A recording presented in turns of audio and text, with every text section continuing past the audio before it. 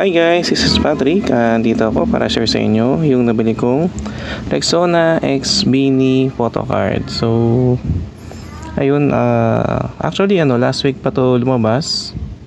Pero hindi ko lang sure kung last week or last week. Parang unang yata siya lumabas sa mga province area daw kasi hindi ko alam, siguro baka mga pabrika ng mga Rexona doon or hindi ko lang sure. Pero yun nga, parang last week lang ito lumabas sa Manila area. So sabi na unang grocery store daw na nagkaroon nito ay yung sa Walter Mart. So nagtry ako sa Walter Mart Caloocan, wala. Pero doon sa ibang branch meron. Buti lang may friend ako na na napadaan sa grocery at nakita niya meron ganito, kaya nagpabili na ako sa kanya. So ayun. Bali, dalawang klase siya, pang lalaki siya pang babae na Rexona. So syempre pinabili ko yung Rexona na pang lalaki para at least magamit ko siya. So ayun siya. So may 9 photo card siya. So ibig sabihin may OT8. So ayan, nakalagay 8 individual plus 1 group photo. Collect all photo cards. So ayan. Ganda ng packaging niya. So ayun. So start na natin. So syempre target natin makuha tayo ng may expiration sa ilalim mo. 2027-001 January 1, 2027. So matagal pa. So kung mag-stock ako ng maraming matagal ko pa siya magagamit. So ayun. So syempre target natin makuha natin yung OT8. Kasi usually yung talagang pinakamahal sa lahat ng photo cards.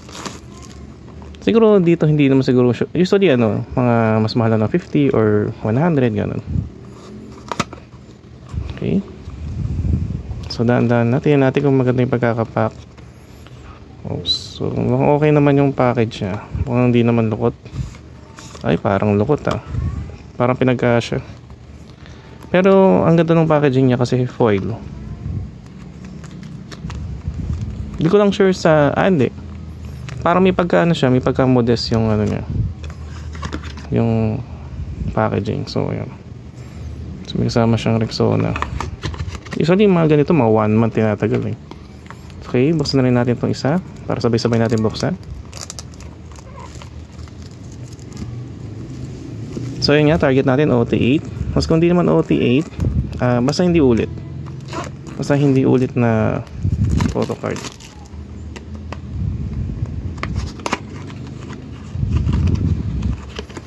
Ito medyo, hindi sakto lang. Ganda yung pagkakalagay. Ayan, nakaganon siya. Okay.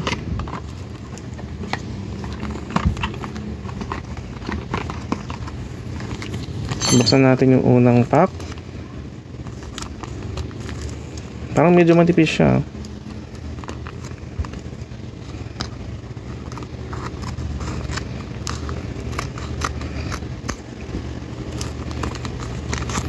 Okay, our first photo card.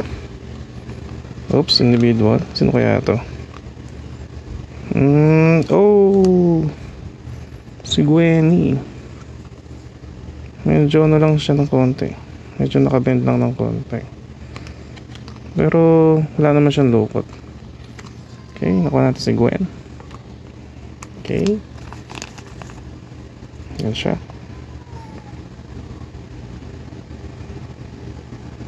Sa likod niya, ayan. Yan ang itsura. Next.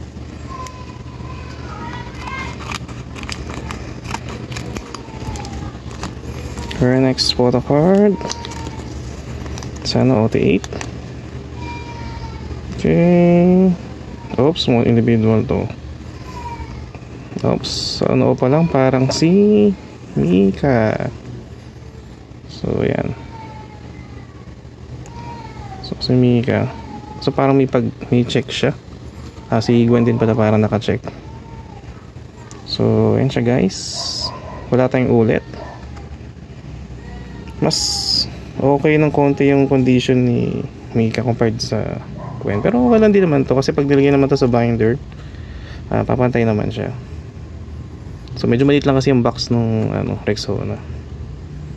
So ayun siya guys.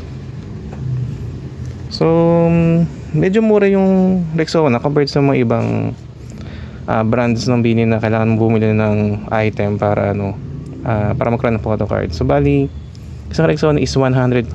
Hindi ko lang sure sa iba, sa ibang grocery. Pero kung tutusin, mura na siya.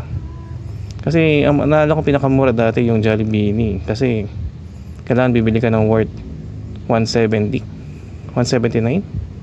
Hindi ko lang sure, pero usually kasi bumibili ako sa Jollibee yung bibili ko yung tag 299 para dalawang ano, photo card. Pero yun yata pinakamura dati, 170. Kasi yung Modest 200 Tapos Enervon 320 para magkaroon ng isang photo card. So yun. So yun lang guys. So kung nagustuhan nyo to, pa-like na lang, pa-share and pa-subscribe. Yun na po, maraming salamat.